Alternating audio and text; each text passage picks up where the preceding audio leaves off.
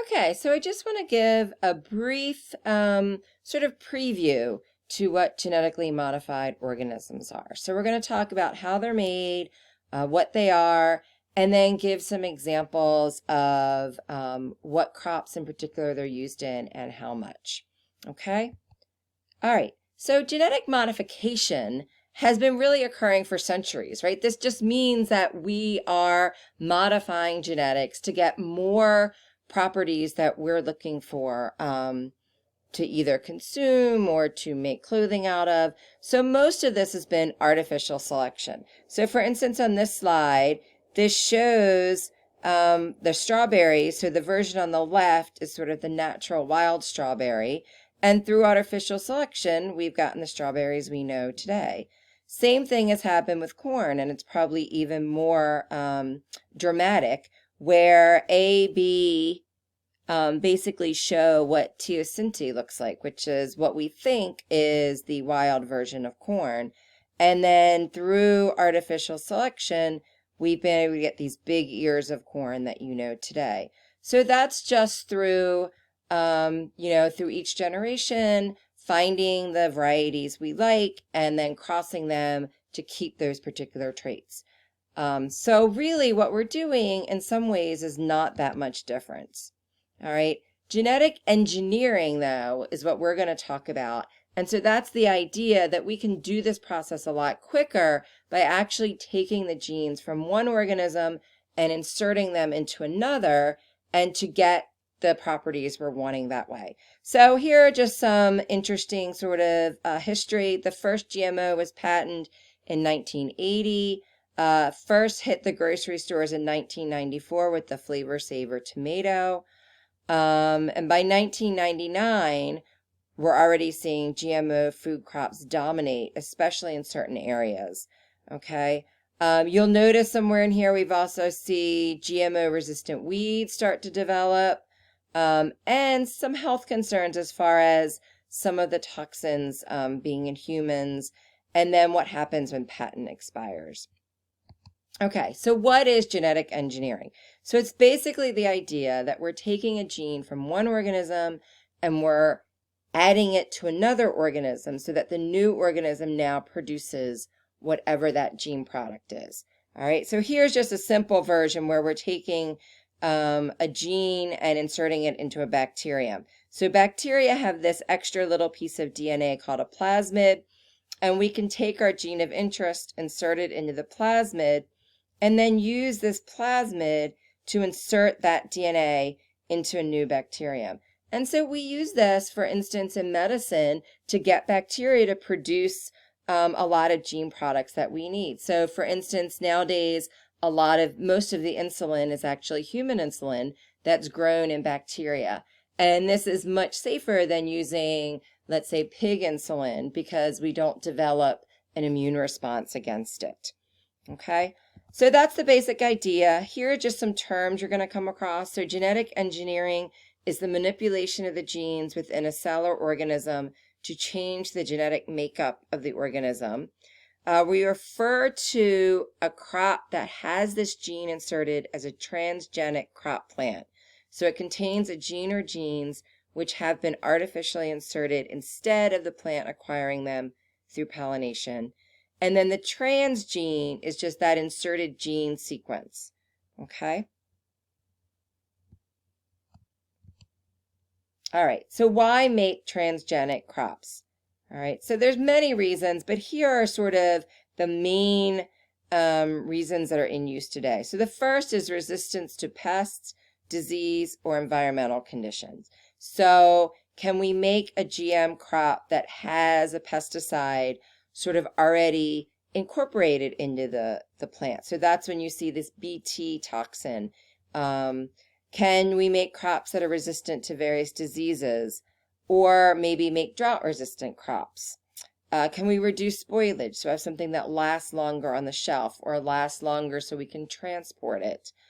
Resistant to chemical treatment. So this is the idea of an herbicide resistant plant. If you can spray the field with herbicides and not kill your crop, then that obviously helps you get rid of weeds a lot more easily. There's also people trying to improve the nutritional profile of crops.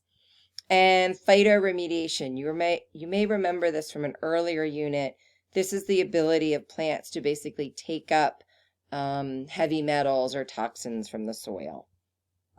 Okay, so here are some examples. This is from your book of some different GMO crops that have been made. So one of the attempts to increase vitamin A is through the production of golden rice. So the idea here is that vitamin A deficiency is prevalent in a large parts of the world, and rice is a pretty common crop. If we could add vitamin A to rice, it would actually help this vitamin A deficiency and reduce vitamin A deficiency blindness.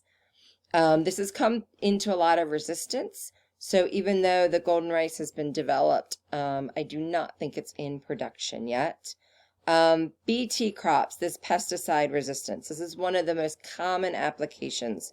So BT is actually a toxin that's produced by bacteria. And you can add that gene to things like potatoes, and then it's sort of like the potato itself has its own pesticide. And this particular pesticide does not affect humans, and it's degraded when the food is processed. BT has been used by organic farmers for years, but they basically spray it on their crops instead of incorporating it into the crops. Okay. One of the first crops that actually had BT in it was this starlink corn, which kind of became controversial because it was meant to only be used for animal feed, but it was then found in human food. So then it was taken off the market. But since then, there has been corn that has BT incorporated. One of the other main crops are crops that have a gene that allows them to resist common herbicides.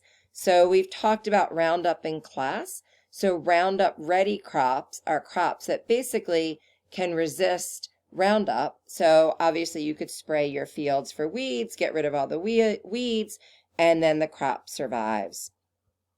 Okay, so how much of our crops are actually GM? So you can look at this bar graph, and almost all soybean and a lot of the corn, cotton, and canola are actually already GM produced. So you're already eating this if you eat. It's also popular in potatoes, soybeans, as it says here. So this is a part of a lot of the food we eat already. Here's a map showing countries. So as you can see, the United States is one of the leading producers. Brazil also has a lot. You see a little bit less in Europe. They have a lot more fears of GM crops over there, but there are some countries that are producing them. Okay, here's the basically 95% of canola is herbicide resistant.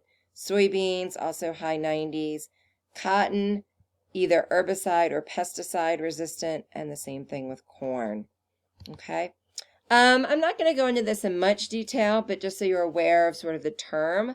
But there's a new system out there that allows people to insert genes a lot more easily.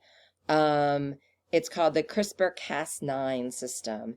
And this has been very controversial. So you may remember in China, there was a doctor who was already claimed that he was using this in humans.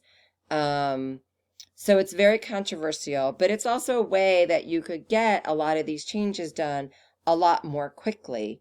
And so people think it's going to be a very powerful tool. All right, as far as animals go, one of the GM fish, so we talked about farming fish. So using GM to actually make the salmon grow larger and more quickly, then allows this to be better farmed, basically. Okay. All right, so what are the benefits of GM crops? So mainly increase food production while lowering costs. So for instance, if you're using less pesticide, you can raise yields on existing farmland, so you don't have to plow more farmland under. Perhaps as climate change occurs, you could engineer crops for drought tolerance to help conserve water, better nutrition. reduce fossil fuel usage during cultivation, and reduce the use of chemical insecticides. So if those are all the good things, you may know that a lot of people are very against GM crops. So there are a few problems. So some insects have already shown resistance to BT crops, and herbicide-tolerant GM crops have led to weeds that are now herbicide resistant. So there are weeds that are now resistant to Roundup, and so they've had to move to a different type of herbicide called dicamba. There's issues with farmers. So now seeds have patents on them. So this sort of interferes with traditional farming where farmers would keep seeds from one year to the next. Now they have to buy them each year from companies. There have been people that have raised ecological issues. So we talked about monarch butterflies and bees. You know, what happens if these crops have insecticide in them, and what happens to the bees and butterflies? And then can crops interbreed with wild relatives? However, given all this, what you'll hear a lot or see on social media tends to be very anti-GMOs. But so far, at least as far as human health has been concerned, there's been no evidence that they pose any danger to human health. Okay. Herbicide resistance is an interesting story. As I said, Roundup Ready crops were very prevalent, and a lot of weeds now, though, are becoming resistant to Roundup. So the next generation has been these dicamba resistant crops. The problem is that dicamba actually gets spread by wind pretty easily. And so what would happen is if you have two farms next to each other and one farmer decides to use dicamba resistant crops, they spray dicamba, but it drifts over onto the next field, and that farmer doesn't have dicamba resistant crops, then all his crops die. So what's happened is that you've pretty much, a lot of farmers have had to go to using dicamba resistant crops simply because their neighbors did. So that's been a problem as far as dicamba goes. And then there's a lot on the public debate. So people have raised ethical and economic concerns. There are concerns about these multinational corporations. So you probably heard of Monsanto. They usually get the most of that. Europe and Japan have in general been much more uneasy with GM crops than the US. And then there's been a lot of movements to try to get food labeled that contained GM crops. Okay, so these are some of the issues that we'll come across as we watch our documentary on GM crops. Just wanted to kind of give you a little of the basics. See you in class.